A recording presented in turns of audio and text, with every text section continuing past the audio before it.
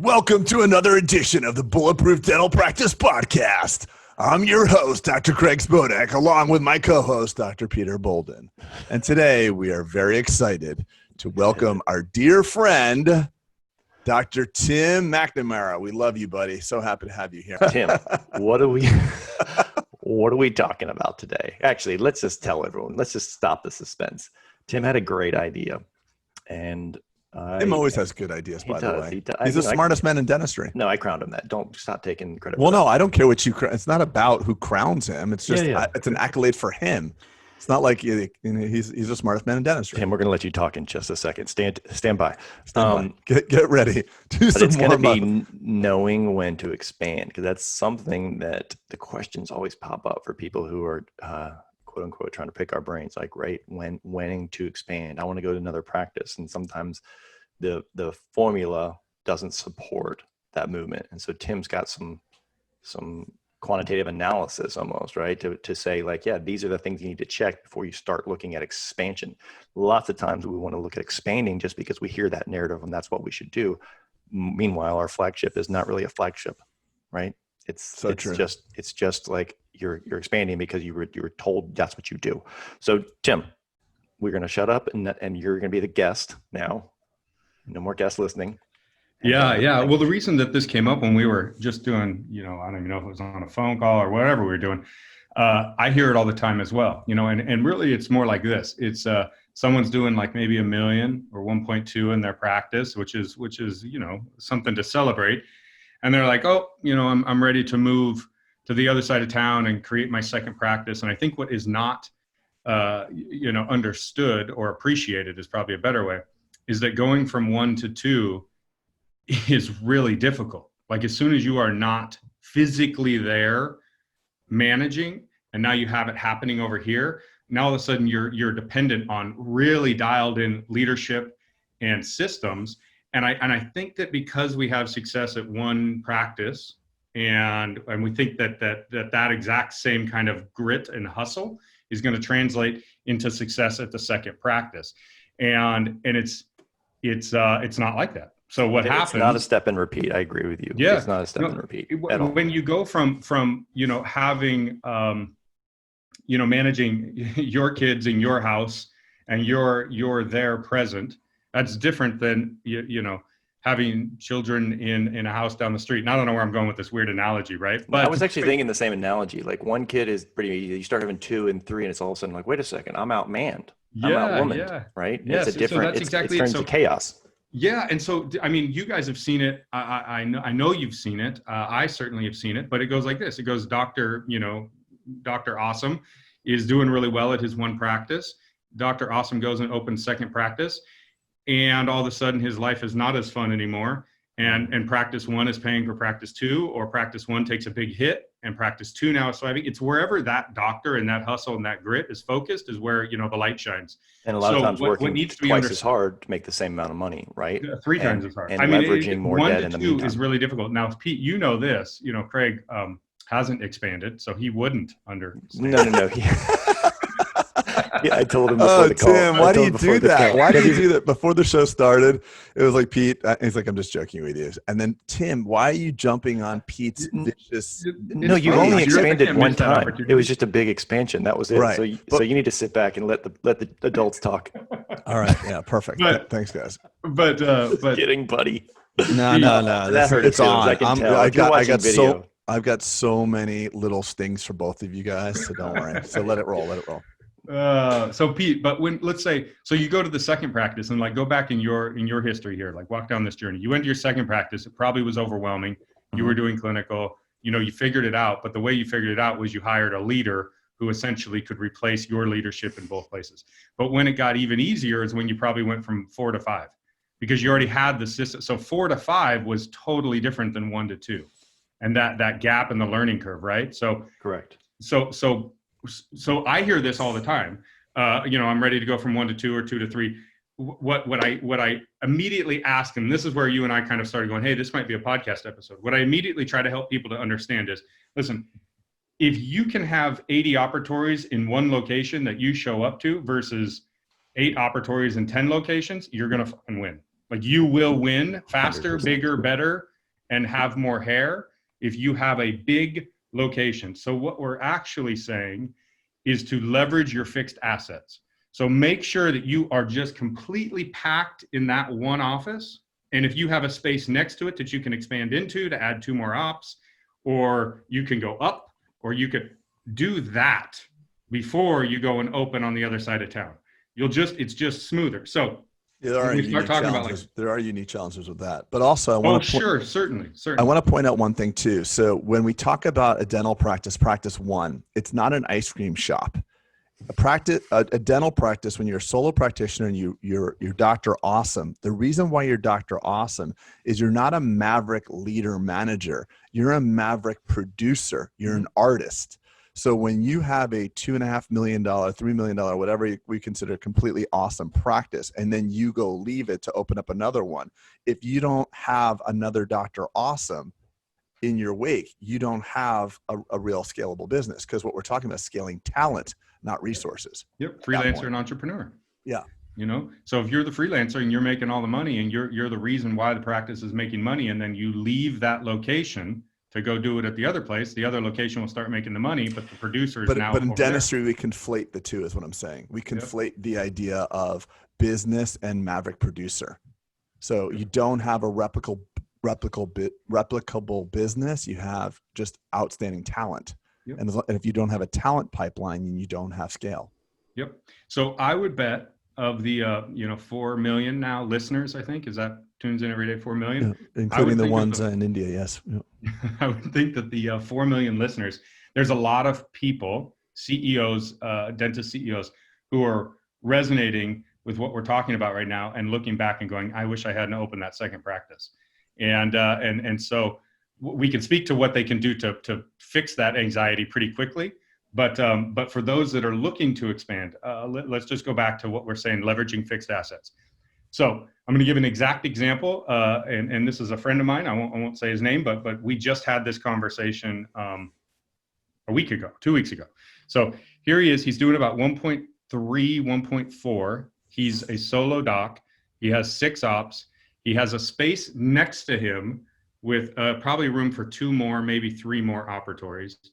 But he's convinced that it's time for him to open up on the other side of town.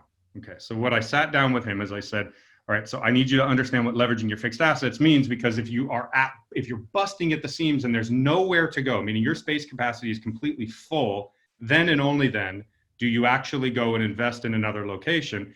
And so what I helped him to understand is, let's look at your P&L. Like, let's start looking at your revenue and what you're getting out of each operatory and what you could be getting if you expanded 2 more, and look at how your fixed costs and your variable costs play into that expansion and what that does to the bottom line, versus going and doing this investment on the other side of town, where you might actually end up with a lower profit margin, but more operatories. So, and more stress, showing up to a place with I think he has 6 ops, but showing up to a place with 9 ops versus 6 ops is very little incremental stress, versus having 12 total ops, 6 here and 6 there, So anyways, Pete, you asked me a pretty specific question on when to expand, and I'm kind of giving a general answer on things to be looking at. So maybe focus it's too early over here. I like, Tim, at our summit, when you spoke at our summit, you had a very interesting thing about like the entrepreneur and freelancer, and like what, the freelancer who thinks he's an entrepreneur and he goes over and he opens up practice 2, and now practice 2 is being paid for by practice 1. So what do? Again, you actually open up practice 3, and now practice 2 and 3 are being paid for by practice 1. And then it all buckles. And then what do? And you ask the audience, and I think someone yelled out, you become a consultant at that point. So that was become very successful as telling other people how to do it. Read this book someone wrote in the 70s. I scaled to 3 offices. I didn't tell you that they all completely, I sold it to a DSO as a success story. No, it wasn't. It was like your goal. It was a way to get the hell out. I sold it. I have an 11-year earn back. It was an asset. I sold it for $14, but I'll win in the long run. Doesn't matter. It still makes the cover of the book. How to grow your office to 3 locations in 3 years. Yeah. So expansion across a region is exciting. Across the town is exciting. I'd pick an 80 op office every day. Speaking of an and now, idiop office, we got a guy coming in the podcast in a little bit. The guy is building a 29,000 square foot freaking complex. nice. But unlike the two of you who can come pontificate in a larger footprint, I could tell you the unique challenges that brings. So go ahead and tell me what it's like, Tim. Well, you only have you only put like 7 ops in 19,000 square feet or whatever. So oh my God, you're vicious today, Peter. Sweet. Hey, drop a comment if you think drop a comment in the notes here if you think Peter's being overly aggressive and harassing me. Maybe. This is the age of woke, bro. You can't use your microaggression on. What is that the right term, Tim? Microaggression. What Tim? What's the right term for this? Why are you asking Tim? Because Tim lives on the left. He lives on the side. Let me consult with my Portland people. Yeah, outside my door right now. Yeah, they're actually protesting right now. Just go outside. Hey guys. I'm on a podcast. This is gonna get weird quickly. My Friday is gonna be weird. This is awesome. All right, I'm gonna drop off right now. You guys handle the rest. So Tim, I agree with you on there should be some things that you mentally go through a checklist on and be self-aware. I think being aware that this is what you want to do is the first step, right? Like envision, to take a Craig Spodak like vision thing and write this down and what this looks like and how does it feel, and do I love having 2 practices, and here's what my day looks like, right? Like go through that process, number 1. Because a lot of times we get so excited by the DSO narrative and we see that's the way to exit and that's the way to get out of the chair and all these things, that you forget that there's a lot of execution in that. There's a lot of implementation, and it's a 10-year, probably 5-year runway that could be very painful for you, and it could blow up in your face. So I think that would be step number 1. I think step number 2 would be, like you said, who is going to be the thoroughbred on the ground in that second location? Because you cannot just split yourself in 2 and be in both places at once. If you have a hired gun, quote unquote, if you have just an associate who really has 1 foot in, 1 foot out, and like, yeah, you're just going to find an associate to work there. I've heard that so many times. I'm just going to find someone to work. That person will have 0 skin in the game, and they will care 0 about what you've done, right? Because they are there to get their, per diem, potentially. So you have to find someone, in my opinion, who is going to be a future partner and sees the vision that you laid out in step 1. Okay. And that partnership doesn't have to happen, but it had to be someone that you can envision taking that journey with you, because they're going to be responsible for that with you.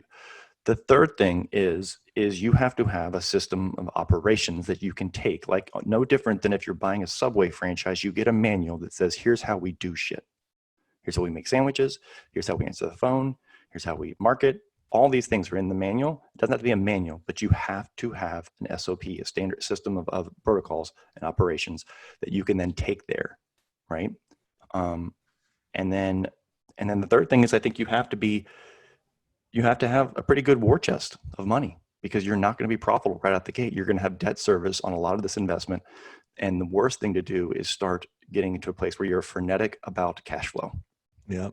Those are the 4 things that I would say. Those are the things that I look at and make sure I check the box. And I always say, like, you find me a thoroughbred, because winners always win. You find me someone who's just a born winner, and I will build a practice around you, because it just works, right? And luckily, I've gotten, on my squad is just guys and gals who are just badasses. So one thing to bring up, and this is a subtle nuance, but I want the listener to understand this. So I was recently talking to a dentist a couple of days ago, and he said, well, there's this amazing practice. It does $2.5 million a year. The owner's just a rock star, thoroughbred, and he wants me to buy into his practice. I'm like, oh, that's awesome. What's the plan? Well, I'm going to buy into that location because it's doing 2.5. I'm going to buy, 40% of that. And then the owner doc is going to open up another one. I'm like, oh, cool. So you're going to hold down that fort while he goes off and builds the enterprise value. Oh, well, no, I'm not buying into the new practice. So he's going to buy the built practice, and then and then that owner, maverick producer, $2 million producer is going to go to the new practice and leave that old practice, and he's going to own that. Yeah. So it goes back to entrepreneur and freelancer, though, right? Because that actually could be a good situation for someone who just wants to do clinical dentistry, buys their, stability, and never has any part in the larger game. The 3 of us, but then they're paying a premium though I mean, like if Heartland comes over and buys your practice, you don't have an ability to just walk away typically, unless you're not producing. Yeah, exactly. So what you hit on gives up me sweaty palms when you're talking about it. But you know, for someone out there, they may want to just buy their job. And that's what that guy just did. He's buying his job, and probably, depending on how much room there is to grow in that 2.5 million, he might be overpaying massively if there can't be any more growth. You know, if that's a 5-op practice, or if he can't do 2.5 million. So exactly. if you buy LeBron's job, LeBron is a freak of nature. He performs basketball at a level that if you can't perform at LeBron, then it's hard to do that. It's hard to pay something at that level. So it's just an interesting thing, because we conflate the practice and the provider in dentistry. So we say that practice is amazing, but it's actually the provider that's amazing. Mm-hmm. And it's very difficult for dentists to understand that. They're like, that's a gold mine. You know, ADS at Highland, at the Highlands is a gold mine. No, it's because the doctor there busts his ass. You put the wrong doctor there. And I see that better than anybody, you know, I think, because I have so many doctors in the same ecosystem, doctors that can't make more than a hygienist and I have to part ways with them. And then doctors that produce $2.5 million a year, same ecosystem, same assistant, same room, same at bats, everything's the same. Yeah. And it's just hard for people to take a look in the mirror and say, what is that person bringing to the day that I am not? It must be the system's rigged, or they're getting all these patients, or no, they're not. They're getting the same patients. I've had patients see a doctor before that have literally told the doctor, I only want to pay what my insurance will cover. And then the patient invariably comes back on the next visit and sees another doctor, and the other doctor has a conversation like, what would you like to change about your smile? And then all of a sudden that same patient forks over 35 G's for like veneers, same person. So it's just amazing in dentistry how we tend to blame the situation. That's the allure of the office across town. Yeah, over here, you know, I'm right by the KFC. That one's by a Lululemon. If I just practice by a Lululemon, they're all going to say yes over there. I say bullshit to that. Yeah. I think it's an easy narrative to swallow, but it's the wrong thing. Yeah. Sorry. And what you guys are talking about is some pretty powerful stuff. And I want to restate it in my own words, and maybe hopefully connect with every single listener out there. So what's interesting about the $2.5 million purchase, just closing a couple of loops, is that what I was trying to make a point of is that you got to understand that you're a provider or you're a CEO.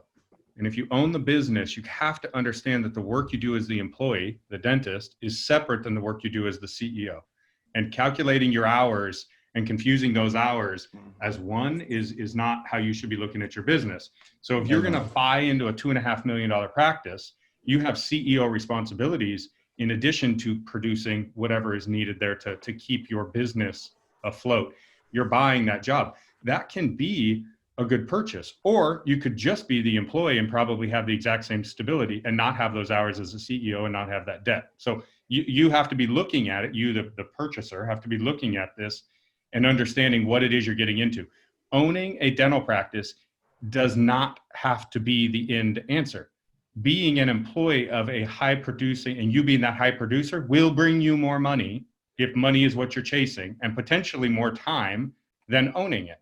But if you're up for owning, then start putting kind of your money where your mouth is. Put the money in, buy it, have the debt, and take on some of those CEO responsibilities, because that is what you're basically saying to the universe is, I want to do more of the CEO shit, not the dental shit. And so with that comes a lot more time and stress and management, while you're also being the employee of the practice. So that, and I don't want to go too far down the rabbit hole here, but now you take that philosophy and we go back to what we were talking about at the beginning of like, when should I expand or not expand? I want to be the CEO. I want to have the freelancer or the doctor be the employee. Pete said, you know, hey, one way to do it, and it's how I have done it, but it's not the only way that's been successful, and that is to have the partner, like get a partner in there so they're as invested in the business as you are. The more times I fuck this up, someone that, I didn't say a partner, because I don't think that hasn't have to be a requirement. I just want to clarify, like someone that partner. Someone that you would envision being your partner, right? Great. Great. Yeah. And so, yes, perfect. Thank you. And what I'm getting at though, is that as I fuck this up more and more and more, even some of the partnerships that I've had and some of the, practices I'm buying now without partners, what I need to make sure that I'm doing, and so therefore I would hope that all the listeners are seeing it too, is just what I said. Make sure you understand the CEO responsibilities and the provider responsibilities. And when you partner with someone that you're expecting to do both, you're going to stress them the fuck out and they're going to break. If you are expanding into a new location and you're doing it with other people, recognize that their partnership value is either them being the employee, right? And locking that kind of relationship in. You don't have to give ownership in order to lock that relationship in. You could just make it a great job, like an amazing job that they would never want to go anywhere else at. But if you do that, you have to recognize that you are responsible for all the CEO stuff. It's not up to that employee to lead your office while you're, somewhere else. And I don't know if I'm going too far down the rabbit hole and now getting confusing the listener, or even you guys, or no. I think it's clear. I just think it's not always so cut and dry, in my opinion, Tim. It's right. I think this idea of functional ownership, like you look at any good part, like Peter and I are partners. He has very unique strengths that cover weaknesses of mine, and like vice versa. So I like this idea of functional ownership, where they don't have to step 100% into CEO. They, if you're just a great leader for the team, you're the person that's there to encouraging them. You're the guy on the ground, boots on the ground at the local level of the team. That provides really good ownership, CEO type stuff. I mean, you don't have to do it all. You don't have to review the P&L. I mean, do all your partners review the P&L with you, Pete? The partners do, yeah. I mean, they get it. We don't review it but like if the expenses are high, it's like, are your partners coming in and saying like, "Hey, Pete, I'm really concerned that supplies went up 0.6%." They review it, but no. I mean, they trust that, they know that I'm in it, right? And that's what I'm talking about, functional ownership. You know what I'm saying? Right. Yeah. And Craig, what I'm not saying is that there shouldn't be zones amongst the partners. I guess what I'm poorly articulating is that what I'm trying to get at is that expansion can happen with pre-partners, partners, or associates. And understanding that if you are going the employer-employee route with associates, all it means is that you should expect that person to be an employee, and meaning you need to build up your leadership systems more and understand that your job is more of the leadership across some decentralized operations, meaning clinics all over freaking town. You have to be dialed in on that if you're going the associate or employer-employee route. If you go the pre-partner, you should be helping them to understand their role as a partner, and you should be able to pull back from some of the CEO responsibilities. And if they are not doing those CEO responsibilities, then they shouldn't be a partner. They should be an employee. That's perfect. That's perfectly said. Perfectly said. Yeah, perfectly said. The other thing is sometimes the math. I'll have someone say, "Look, I'm doing like $1.5 million out of these 6 ops. I'm just gonna, I'm gonna open up 6 more ops and do the same." And it's not 1 + 1 = 2. It's 1 + 1 potentially could equal 2. Right. But there's a lot of fuzzy math in that, and it's definitely a risk reward relationship, meaning that some people are not comfortable, right? If you just want to produce dentistry, like Tim said, if you just want to be the dentist, that's a way safer, way more predictable way to get wealth, right? If you like the risk and you like the entrepreneur and you like the know thyself, that's what you want. Going back to kind of one of my steps, right? The first one, you're going to take the risk, but potentially there could be a much bigger reward than just being the practitioner. And I think we're being sold a lot, and maybe I'm out of touch with it, but it feels to me, and I'd love to hear, Tim, I feel like you've got your ear to like what's being sold to dentists a little bit more than I do. It's being sold. It feels like it's being sold that in order to be, quote, successful, I'm using finger quotes for those listening, you have to expand. You have to escape the op. You have to do this. You have to follow this playbook. And if you're not doing that, it feels like you're a failure. There's almost shame in, like, I remember I've just had certain situations in my professional career where I'm at lectures and people are like, "Oh yeah, you still practice." Like, is that some sort of bad thing? Because like, and people are like, "Well, I want to make money when I'm not working." Well, great. If you're a dentist and you're an associate and you're making a couple $100,000 and you're buying like real estate, shopping centers, and investing, you're making money when you're sleeping. You don't have to, and you're also diversifying your earnings. You're not owning a practice that has your job. You have a job and then you have investments, and that's pretty freaking cool. I mean, the one way to make a lot of money, a very wealthy person once told me, is like the one way that most of my friends have made their money and is concentration in one specific area, one specific asset. And he also said, the same time, one of the ways all my friends have always lost their money is concentration in one specific area. The way to keep the money is diversification, right? Right. So if you want to, so it's this idea, and I want to hear your thought on it, Tim. Do you believe that the dentist out there, the new dentist, the guy that's practicing less than 10 years, is he being told, or is there a significant amount of material being marketed to him that he has to do this? Yeah, it's the reason why I get on podcasts, and it's the reason why I'll spend my time going to an event here or there. It's because what's the most kind of eye-opening, disappointing, amazing thing I continue to see is this thought that you need to be a successful business, man or woman, in addition to being a successful clinician. And again, it goes back to kind of like separating this out, understanding CEO and understanding the provider and the responsibilities that go with both of them. But yes, I mean, Craig, the reason why I aligned with you guys so quickly a few years ago is because you guys are one of the only ones who stand up and go, it's okay. Like, what are we talking about? Are we really steering people away from being a dentist? Like, that's a huge accomplishment. Why is that not the end or something to land on and feel proud of? And then here's a perfect example. Understanding of how to run a business and the detail that goes into understanding that business from the financials, like really understanding the financials. How many dentists out there, and if you're listening, how many of you can say you understand what a cash flow statement is? Like, you could stand up in front of 1,000 people and explain what a cash flow statement is. You should, though, right? You should be able to at least understand your cash balances and how that flows through the company, but you don't really take the time to do that. That's owning a business. The leadership, the calmness, the stability, the motivation that goes into pointing your employees in the right direction. How many of us are spending enough time growing that skill? Well, that's what it takes to run a successful business. We don't understand, and I say this even myself, I'm including it, we don't understand the difficulty of what it takes to actually run a successful business while being a provider. And so I don't want to rant too much here, but here's an example. I'm speaking to a dental student, and I don't speak to dental students enough. I love talking to dental students because I feel like they're at the moment in their career where you can impact them the most, right? And I was speaking to one, and he essentially said that he wants to own all these practices. Like, every dental student right now wants to own 10 practices, right? And this guy's going to be the one that does it. I mean, he might be, but he explained that he doesn't really want to have a business that he has to manage too much.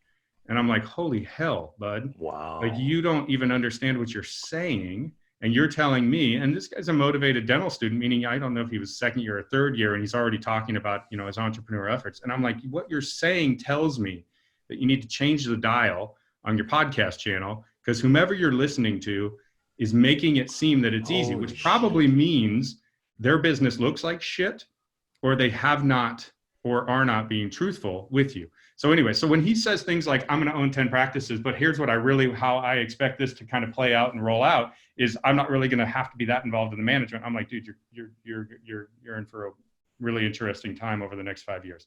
So long story short, for some fucking reason, the leaders of this industry are pitching shit they've never done, but that I think maybe happens in every industry. So there's grace there. But for whatever reason, there's this thought that being the successful CEO is somehow more impressive than being the successful dentist. Yeah. And I don't think that's actually true. I think, now I come from a business world, so I get to be around businessmen before I became into dental. So I get to compare it. I think being a clinician is much more difficult than being a successful businessman. And that is what dentists should be proud of. The combo of both, great. Yeah, just understand that, man, you are really going to wreck half a decade being focused to be successful at both. But anyways, I don't know if that answers it, Craig, because I could probably go it does 40 fucking minutes, but it does. But I find and I probably talk about this a lot, but there's like a fork in the trajectory of a dentist. There's the guys like you, Tim. I mean, how long were you a practicing dentist for? 7 months. Okay. So that's the common guy that goes into business. So my buddy who owns, all my buddies who have ever owned large DSOs, I got a couple buddies that have owned 20 20 to 50 location DSOs. That's the commonality. Less than 5 years in dentistry. And then Peter, you're kind of the anomaly.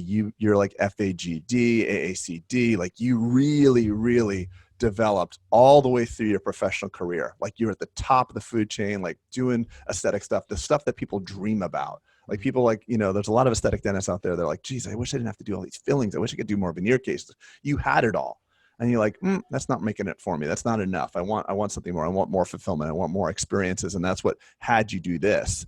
But I think I wrote in the text to us, I said, know thyself. And I know I always go back to this, but we take a cursory amount of information, a podcast or someone says something to us, and we base our life on it.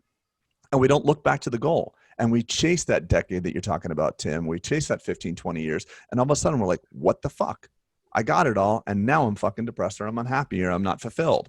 And that is the biggest curse that you can have, getting everything you ever wanted in life and still being unfulfilled. And the reason is because we spend the smallest amount of time on knowing thyself. We make a fucking minute of a decision, then we hook on to some consultant, and then we're off to the races. So like I was in Aspen last week. I was with Andrew Turchin. I think we're gonna have him on the podcast. Awesome guy. Yeah, Tim, you know him. Freaking amazing human being. And I go to his office. I'm looking at his life, and like he does dentistry and I do dentistry, so we both have that commonality. But like I really kind of found myself envious of him because. Not envious in a bad way, but like really proud of him because he has his dentistry, which I have, and he has nothing ancillary. So I had to really take inventory, like has everything I've done outside of dentistry, like in the entrepreneurial world, hiring associates, scaling my business, has that brought me fulfillment? I can say, yes, it has, but I do feel a certain sense of like, what if I didn't have all that? Would I be happier? And there is pressure on me to say like, oh, I have to go to work. But every time I show up to work and I put in a full day, I leave happier. So it's this very interesting, I guess I'm rambling here, but I'm saying to the listener, there's no guilt, there's no shame. Figure out how you feel after you've done something. Not thinking about how it will feel, but how do you feel after you've done it? If you put a full day in the clinic and you call your patients are, you go to dinner and they're like, hi, Dr. McNamara, nice to see you, or Dr. whatever, nice to see you. And you feel really good about that, then guess what? You're meant to do that. And don't let anybody ever tell you otherwise, because you can do everything that they told you to do or people tell you to do and wind up really upset. And I don't want to see anybody have that. But just like this, right? You said in the beginning of the podcast, you said that you and I have strengths and weaknesses in each. But if you do want to expand, just because you're a great clinician, meaning you can still do that, but understand that that's probably not where your superpower is, and you need to at least hire for that if you want expansion. And don't assume that just because you had success in one, that uniquely qualifies you for success at two. It's not the same. Exactly. Yeah. So Pete, what you're hitting on is exactly it. And I've said it not as cleanly as you just did, but it's if you're going to expand, you either have a CEO role or you have provider role. Pick which one you enjoy. And if you want to do half and half, great. Just make sure you understand you're covering your ass by hiring for the other stuff. That's why going from 1 to 2 costs more money, because it requires more leadership and maybe more providers. So now all of a sudden you have this extra amount of cash flow exiting your bank account. Make sure you understand that, because it's not 1-to-1. You have to hire for the deficiency that immediately shows itself in provider and CEO skill when you expand. Yep, done. Yeah. 100%. And then also when you talk about your P&L, and I just want to touch on this, if you're a $1 million dentist, you produce $1 million, and you want to be CEO and you no longer practice clinical dentistry, your value to the organization, your salary as CEO is $1 million. Are you $1 million CEO? That's a pretty good CEO. You better be $1 million CEO, or you better hybridize it. Yeah, you are $1 million CEO, easily. And that's what you were probably producing. That Pete raised his finger when he was talking to him. What were you producing? Like when you're 1.5. So yeah, but I mean, you're $1 million CEO all day long, no problem. Thank you, buddy. Yeah, that was nice, considering I busted on you earlier in the podcast. And it sounds like shit now. Really press on it, Greg. Really make everything you want right now. It's all good, bro. Yeah. So Tim, I think that wraps it and puts a bow on it. I think there's all the things we've talked about, and if you are listening to this and you are in this frame of mind of I want another location or I want to expand, I think unpack all the things that we've said and audit, audit it in complexity so that you can say, yeah, I'm making a sound decision. Do not listen to the person who guides your money or guides your consulting or the channel that you listen to on the podcast. Like, spend some time and you do you, you know? Yeah, we should, I don't know if we've done this, but we should go through on a whiteboard, and not today, but on another episode where we normalize the P&L so people can, like, we could put some numbers up and like walk through it to say, do you understand what the bottom line is? And have you actually, when you're looking at yours, is your employee line included on the top? Which you guys know, we've talked about it a few times now, typically isn't. It's all lumped into the bottom, and then you get confused on your CEO. Tim, that was like the first, when I just said 4 points, like that is something that one of my takeaways was, make sure that you're flush with cash. And I think that exercise you'll do is, because lots of times we just look at what's our collections and we think, wow, my practice is doing 1.2. It's just me. I'm rich, right? I can expand no problem, but your cash flow sucks. Yeah. Right. And now you get in a scenario where you're going to have a couple lean months or a COVID. Now you have 2. And now you have the bank saying, hey, we still need our money.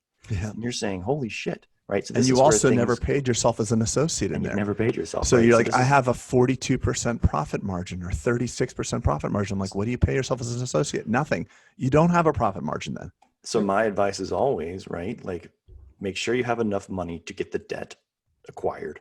And then make sure you have enough left over from your war chest to pay for a year of that debt service at least. Yep. And the extra leadership level or right. Well, I'm just saying from an infrastructure standpoint, yeah, right? Because it shouldn't be that, oh, I can almost get this approved and worked into my budget kind of thing. No. If you can't buy it, like Jay-Z says, if you can't buy it twice, you can't afford it. Yeah. And Naval Ravikant talks about, Naval, Tim, do you know Naval Ravikant? Mm-mm. Oh, he's freaking awesome. Yeah. He's amazing, but he says, he's the Confucius of our time, Tim. Yeah, he really is. He's the financial Confucius. No, he's in everything Confucius, not just financial. Anyway. No, I forgot what he said, bro. Damn. We really suck off Naval on this podcast a lot, Tim, just so you know. No, has he been on yet? Oh my God, he's like a big deal. What do you mean big deal? We got Michael Michalowicz coming out. That's true. Probably already out by the time this came out. He's a 7-time author. That's true. But Naval seems like oh yeah, I know what he said. So yeah, he's mysterious. But what he said was, he was talking about like wealth, and he said like many doctors and professionals don't get wealthy because their money doesn't come in events typically. And when your money doesn't come in an event, you find yourself slowly creeping up what you spend. And dentists are notorious for this, unfortunately. So we make really good money and we don't retire on time. So you can make $1 million a year and be completely broke, or you can make $75,000 a year and be completely rich after a certain amount of time. Mm. And that's one of the major curses. Our lifestyle, yeah. It just creeps up. Comes in and yeah. Yeah, it's sad. It is actually sad. And that part of that comes from the confusion around your P&L, because you actually don't know what you make. If you ask the average dentist, like, what do you really, really make? What's your business really netting? What you earn and then what your distribution is. They can't answer that. When you have that ambiguity, then you feel flush. Yeah, I'll buy that. I'll buy the Cerac. I'll buy the Porsche. I'll do that. Yeah, what the hell? Yep. And that's why you got to separate out CEO money, EBITDA, profit margin, and employer money, a line item. And that's vital for step 1, meaning do that before you buy 2. Yeah. Do that. That P&L exercise whiteboard, understand that has to be our part 2, because we can't. Yeah. Well, let's do it inside the mastermind. I'll do it inside that mastermind and it'll be good, man. That'll be awesome. On fire. That'll be great. So, do you have a formula for that, Tim? I can go through and actually just do the P&L, and we'll make up numbers, and then I'll show you how to get the line there. And then what can happen? What happened to that space age? Fancy. Yeah, you have space age whiteboard you had, that electronic one. Yeah, it's off to the right. That's a beautiful thing. Digital whiteboard, right? That's what you guys are talking about? Yeah. We spent like 20 minutes trying to work that out, that one podcast. Meanwhile, you're still using the old school. Yeah, I know. I love it. I got the $80,000 whiteboard over here. Let me use the $14 board I got from Home Depot. Tim's the type of guy. Tim's got a blender that has Bluetooth at home too, like some sort of like he can like pre-make a smoothie and all that. It also talks to my barbecue, so it's right. It's all planned. But he still uses a spoon. He uses a laptop for his green egg. All right, well, buddy, that was awesome. Honestly, I think I think that was a needed conversation. I think all the 3 of us get that privately from dentists that were, seek advice from us. I hear it a lot. I want what you got. How'd you do the multiple? I'm going to do that too. And so I think there's a lot of, I think that should help a lot of people, and no path is the right one. Right. Yeah. Why I love Bulletproof so much, and you too, is that you guys are unafraid to talk about the failures. And the only reason I can even be on something like this is because I fucked it up more than anyone else out there. And so all of my failures with partnerships, with practices, with mindset, with all of that, what we just spoke to was because I've screwed that up. So, hopefully my hairline is the only one that continues to recede, and the listeners have big hair. But here's what I want to say something on you. You continue. Yes, of course, we all have made mistakes, and we relish in our successes, and we kind of we learn from our mistakes. But you keep taking shots on goal, right? You don't go all in and expect that you're just going to win, right? You hedge your bets, and you keep taking shots on goal, I call it. And a lot of people are just incapable of doing that. And I read a quote today. I'm reading a book this morning, actually Tommy Breedlove's book, Craig, and it says, "Fear kills more dreams than failure ever will." Right. And that's what I think is good. You're in the game, Tim. And I know you've made mistakes, and that's what makes you have the chops to be able to talk the way you do. But look, life is about, mistakes are just accelerated learning, and you've had a lot of learning. And I think there's also this idea too, Tim, that it's another idea that people are not meant to fall down and break down. And I love the fact that we speak about giving people the permission to know that you're going to have a lot of fuck ups. And that's what makes people happy. Happiness is equated to progress, not hope, not luck, progress. You look at the most iconic, the David Goggins, the whoever it is, but don't let it become your story. This being said though, guys, I want to say something, that a mistake of this magnitude, what we're talking about, could be catastrophic. Yeah. Yes. Right? And even if it is, so let's talk about the guy right now that's listening, oh shit, they're talking about me. I swung my doors open on my third practice in January. COVID hits. Yep. I'm working my ass off trying to cover it all. It is not catastrophic, meaning it is not something that cannot be recovered from. Right. It's this easy. Let me recover them from it right now. The best team will fucking win. So if you are spread out and you don't have the practices doing what you want, look at your freaking team. Either the provider is not up to par, which means actively start to replace that and get the best damn provider. You talk about 30% versus 35% of net production or collection. Who gives a fuck if you are awake for an entire week and you could have this guy who could come, or a girl who could come join your team and solidify that. So that's on the employee side. On the CEO side, what is it that's stressing you out? Is if you've spread out, you're thin on cash, I get it. But getting someone who is capable of running 3 practices will pay for itself within a quarter. Yeah, and by the way, Tim, let's say that's promoting your assistant to be your regional manager, who's now fucking up a $5 million business. Right, and people get hung up on yearly salary too, Tim. I just want to say this. So let's say you meet a CEO that's I want a 150, 150. You're not coughing up 150. That's 150 over the year. Yeah. You'll know in 90 days whether or not this person's a rock star or not. So what have you really lost? You know what I mean? Exactly it. And you and I have talked about this a while ago, right? Man, we think that, and I want to be respectful of everyone's time here, so I feel like maybe this is part 2. But we think that when we look at, our cash flow for our team, and we figure out the holes and the gaps, it's almost like, and it's called, I think, the Peter principle, but where we're promoting our best assistant up and up and up and up, and that might work out. But what could be even cooler is going out and getting the hospital exec that has 600 employees who's asking 125, and you bring him into your $4 million business, and you watch your $4 million business go to 6 because this person is this is child's play, So. And also, having said all that too, there's a great book, Turn the Ship Around. It's talking about the worst naval ship in the fleet, and then some iconic captain comes over. It's twofold. It's not that you have, because I hear dentists thinking they have the wrong people.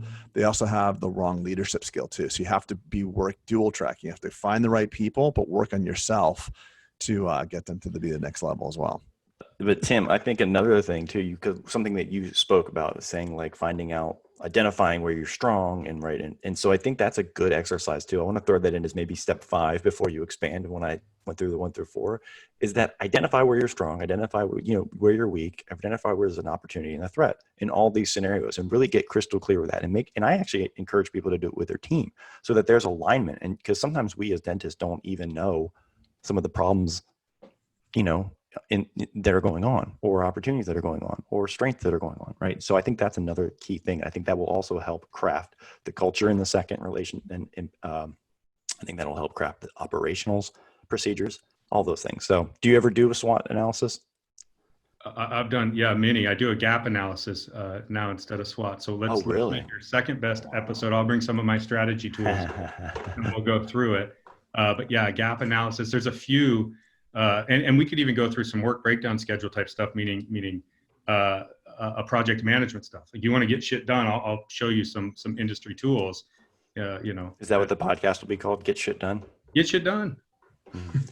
Get shit done. Speaking of getting shit done, I know we have a hard stop. We respect your time, Tim. That was awesome. Amazing. We covered a lot of ground. I hope the listeners liked it. If you liked what we had to say, you like what we usually have to say, please drop a rating in our review section of whatever podcast platform. People have been good to us. Tim, that's usually our only ask. We don't do ads, and we don't do ads, as you know, we don't do promos and ads and stuff, and we just ask people. But our bulletproofers have been really rocketing up the reviews, which helps bring awareness to a lot of people. So thank you for doing that. It's pretty cool. It helps validate us. Speaking to the listeners now, if you're hearing a different message here from these two, I love watching your guys' growth across the industry. It's why I'm so supportive of it. I'll come back anytime you guys want. The honesty and the transparency of the difficulty of what we've chosen, CEO, dentist, or just CEO. It's difficult. So I love the way you guys communicate it. I'm always here.